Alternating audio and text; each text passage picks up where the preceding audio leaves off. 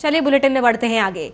Corona संक्रमण की दूसरी लहर से बिगड़ते हालात के बीच प्रधानमंत्री नरेंद्र मोदी ने मंगलवार को 8वीं बार देश को संबोधित किया।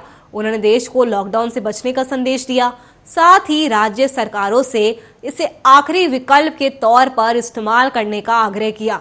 पीएम मोदी का राष्ट्र के नाम संदेश पर विपक्षी दलों ने अब निशाना साधना भी शुरू कर दिया है। सोशल मीडिया पर उनके भाषण की जमकर आलोचना हो रही है। विपक्षी दलों के नेता पीएम मोदी के कोरोना पर दिए भाषण की लगातार निंदा कर रहे हैं।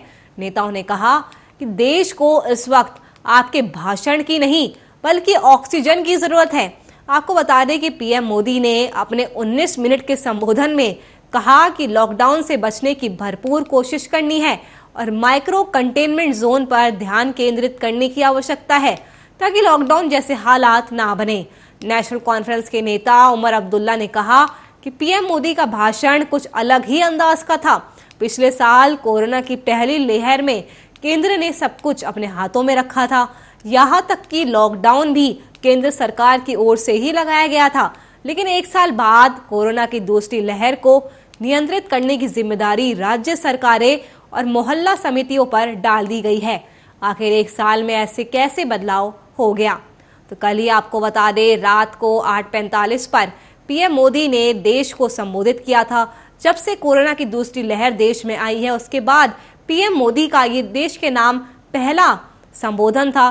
पीएम मोदी ने ये कहा कि हमें देश को लॉकडाउन से बचाना है। साथ ही उन्होंने राज्य सरकारों से कहा कि वो लॉकडाउन को अंतिम विकल्प मान के चले। इसके अलावा पीएम मोदी ने अपने भाषण में ये भी कहा था कि देश में ऑक्सीजन की डिमांड लगातार बढ़ रही है और उसको हम पूरे करने की अपनी तरफ से कोशिश कर रहे हैं। इसके अलावा उन्होंने जो घर में बच्चे हैं उनको एक तरह से टास्क दिया कि आप अपने घर के बड़ों को समझाइए कि बेवजह घर से बाहर ना निकले, मास्क लगाए। अब इस पीएम मोदी के पूरे भाषण पर विपक्षी दलों के नेता ने भी निशाना साधना शुरू कर दिया है। उनका ये कहना है कि देश को पीएम मोदी का भाषण नहीं बल्कि ऑक्सीजन चाहिए। खास तौर पर उमर अब्दुल्ला ने पीएम मोदी के भाषण पर तंज कसते हुए कहा है कि पिछले साल केंद्र सरकार ने ही लॉकडाउन लगाया था, तो आखिरकार एक साल में ऐसा कैसे बदलाव हो गया कि अब राज्य सरकारों के पास ऑप्शन छोड़ दिया गया है कि वो लॉकडाउन लगाए या ना लगाए।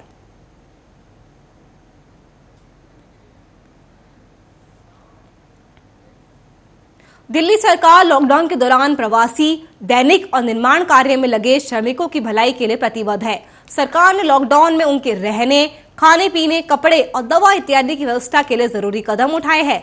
दिल्ली सरकार ने उच्च न्यायालय को ये जानकारी देते हुए बताया कि प्रधान सचिव गृह के नेतृत्व में एक कमेटी का गठन किया गया है जो सभी प्रकार की व्यवस्थाएं देखेगी। हाईकोर्ट ने दिल्ली सरकार से लॉकडाउन के दौरान प्रवासी, दैनिक और निर्माण कार्य में लगे श्रमिकों के लिए उचित कदम उठाने पर रिपोर्ट मांगी थी। सरकार ने पेश रिपोर्ट में कहा कि सरकार ने श्रमिकों की भलाई के लिए कई कदम उठाए हैं। सभी प्रकार की व्यवस्था देखने के लिए एक कमेटी का गठन भी किया गया है और प्रधान सचिव गृह भूपेंद्र सिंह भल्ला को इसका चेयरमैन बनाया गया है, जो राज्य के नोडल अधिकारी रहेंगे। वह दिल्ली पुलिस के विशेष आयुक्त राजेश खुराना दिल्ली पुलिस की ओर से नोडल अधिकारी होंगे।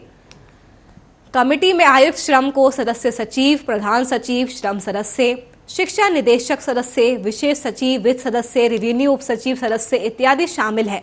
रिपोर्ट के अनुसार श्रमिकों की बुनियादी सुविधाएं जैसे खाना, पानी, दवा, आश्रय, कपड़े इत्यादि की व्यवस्था के अलावा ये भी सुनिश्चित किया गया है कि निर्माण कार्य में लगे श्रमिकों को कार्यस्थल पर ही खाने पीने और अन्य सुविधाएं मिले। वित्त विभाग फंड की व्यवस्था करेगा।